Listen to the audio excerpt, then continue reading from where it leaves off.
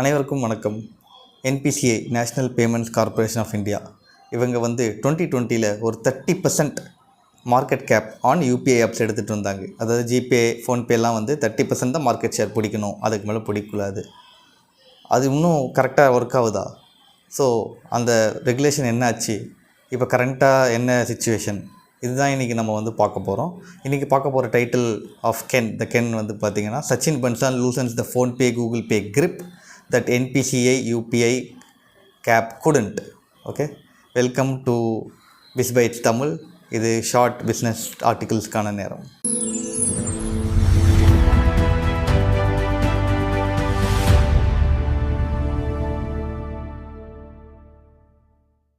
So இந்த ஆர்டிக்கிளில் பேசிக்காக ஒரு டியோபோலி ப்ராப்ளம் பற்றி தான் பேசுகிறாங்க.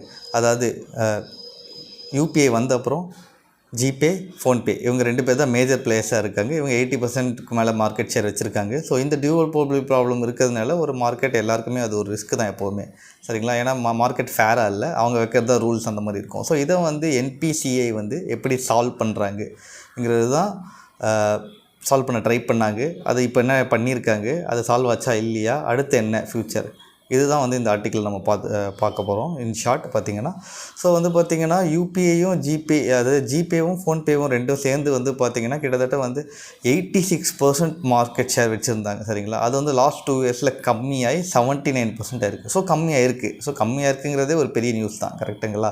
ஸோ இதில் பார்த்திங்கன்னா சில தரவுகள்லாம் சொல்லியிருக்காங்க. யூபிஐ கிட்டத்தட்ட ஒரு 83 பில்லியன் 83 பில்லியன் டிரான்சாக்ஷன் நடக்குது. கிட்டத்தட்ட 30 lakh crore எவ்ரி மந்த் அதில் டிரான்சாக்ஷன் நடக்குதுங்கிறத பற்றியும் பேசுகிறாங்க.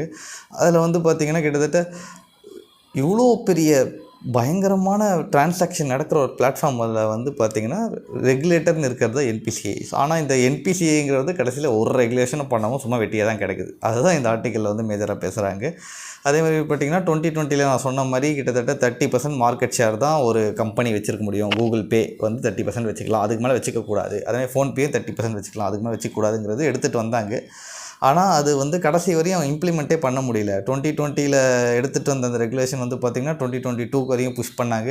அப்புறம் திருப்பி அதை தள்ளி போடுறேன்னு சொல்லிட்டு 23 ஆக்குனாங்க, 24 ஆக்குனாங்க, 25, 26 இன்னி டேட் வரையும் அந்த ரெகுலேஷனை அவங்களால என்ஃபோர்ஸ் பண்ணவே முடியல.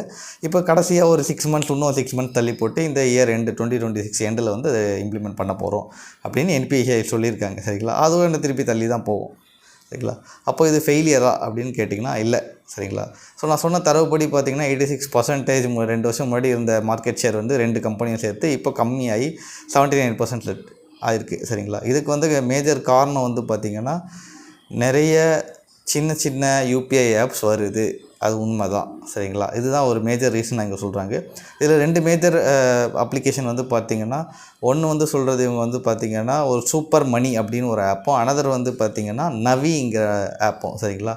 இதெல்லாம் ஃப்ளிப்கார்ட்டோட ஆக்சுவலாக ஃபவுண்டர் ஒருத்தர் இருக்கார், சச்சின் பன்சால்னு, சரிங்களா? அவரும் ஃப்ளிப்கார்ட்டும் பேக் பண்ண ஒரு அப்ளிகேஷன் தான் இது ரொம்ப குயிக்காக மார்க்கெட் ஷேரை பிடிக்க ஆரம்பிச்சிருக்கு. நிறைய புது டெக்னிக்லாம் அவங்க யூஸ் பண்ணுறாங்க. நிறைய ரிவார்ட்ஸ் கொடுக்குறாங்க, கேஷ்பேக் கொடுக்குறாங்க, இன்டிகிரேட்டட் ஃபினான்ஷியல் ப்ராடக்ட்ஸ்லாம் இவங்க ஆஃபர் பண்ணுறாங்க. ஸோ இந்த மாதிரி பண்ணுறதை வச்சு இவங்க மார்க்கெட் ஷேரை குயிக்காக கேப்சர் பண்ணி ஒரு 7 to 8% இவங்க ஃபோன்பேவையும் கூகுள் பேவையும் கம்மி பண்ணி வச்சுருக்காங்கிறது நிதர்சனமான உண்மை. ஸோ ஃபோன்பே இதை முன்னாடியே அவங்க கொஞ்சம் எதிர்பார்த்துட்டாங்க. அதை பற்றி இங்கே பேசுகிறாங்க. ஃபோன்பே அவங்க இப்படி பிரச்சனை வரும், இந்த மாதிரி பிரச்சனை நம்ம மார்க்கெட் ஷேர் எப்படி இருந்தாலும் ஃப்யூச்சரில் கம்மியாக தான் செய்யும். ஸோ இதை மட்டுமே நம்ம பேஸ் பண்ணி இருக்கக்கூடாது, நம்ம ப்ராடக்ட்ஸை இன்னும் டைவர்சிஃபை பண்ணணும் அப்படின்னு சொல்லிட்டு அவங்க என்ன பண்ணிட்டாங்க, ஃபினான்ஷியல் சர்வீசஸ் அந்த மாதிரி சைட்லேயும் பிஸ்னஸை டைவர்சிஃபை பண்ணிட்டாங்க. ஸோ தட் அவங்க income is not completely based on இந்த மாதிரி யூபிஐ ஆப்ஸை மட்டுமே, சரிங்களா? ஸோ அந்த மாதிரி அவங்க பண்ணிட்டாங்க. அதே மாதிரி என்பிசியும் நான் சொன்ன மாதிரி ரெகுலேஷன் போட்டாங்க, ஒன்றும் வேலைக்கார மாதிரி தெரில. ஸோ அப்புறம் அவங்க என்ன பண்ணாங்கன்னா, அவங்க சைட்லேருந்து இந்த பிம்மை ரீலான்ச் பண்ணியிருக்காங்க. Couple of months or years back என்ன பண்ணாங்கன்னா, இந்த பிஹெச்ஐஎம்னு ஒரு பாரத் இன்டர்ஃபேஸ் அப்படின்னு ஒரு கவர்மெண்ட்டோட பேக்ட் யூபிஐ ஆப் இருந்தது. அதை கிணறுல போட்ட மாதிரி தண்டமாக கிடந்தது. அதை திருப்பி என்ன பண்ணியிருக்காங்கன்னா, ஒரு 1500 crore கவர்மெண்ட்டோட இன்வெஸ்ட்மெண்ட்டோட அதை ரீலான்ச் பண்ணியிருக்காங்க, சரிங்களா?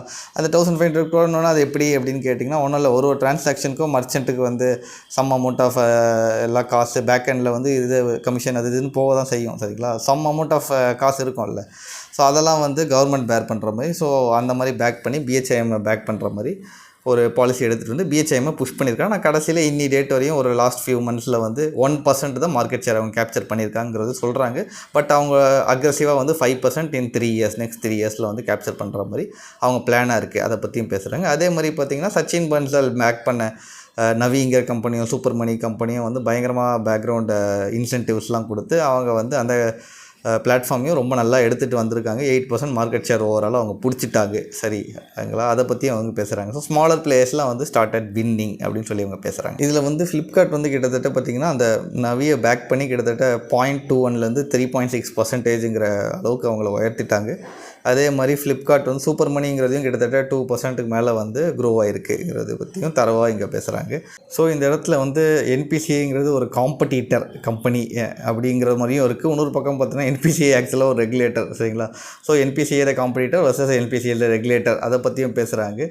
சரிங்களா, அதில் வந்து இவங்களோட ஆக்சுவல் டூல் வந்து அவங்க ரெகுலேட்டராக அவங்க பண்ண வேண்டிய வேலை வந்து கிடப்பில் தான் கிடைக்குது அப்படின்னு சொல்கிறாங்க. கடைசியாக அவங்க முடிக்கும் போது என்ன பேசுகிறாங்க பார்த்தீங்கன்னா, கிட்டத்தட்ட 79% கம்மியாயிடுச்சு ஃபோன்பே அண்ட் கூகுள் பேயோட மார்க்கெட் ஷேர். அது வந்து நிஜமாகவே ஒரு ஸ்ட்ரக்சரல் சேஞ்சை எடுத்துகிட்டு வருதா, இல்லை ஜஸ்ட் ஒரு மாதத்தில் ஃபோன்பே வந்து ஒரு ஜஸ்ட்டு மார்க்கெட்டிங் கேம்பெயினோ இல்லை ஆப்பில் ஒரு அப்டேட்டோ கொடுத்து ஜஸ்ட் ஈஸியாக இதை மாற்றிட முடியுமாங்கிறது ஒரு கொஷின் மார்க்கு.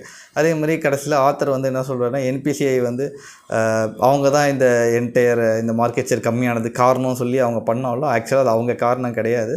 அது மற்ற கம்பெனிஸ் உள்ளே வந்து அதை ஆட்டோமேட்டிக்காக ஒரு மார்க்கெட் ஷேரை கேப்சர் பண்ணுறதுனால தான் அப்படின்னு சொல்லி இவங்க இந்த ஆர்டிக்கிளை முடிக்கிறாங்க.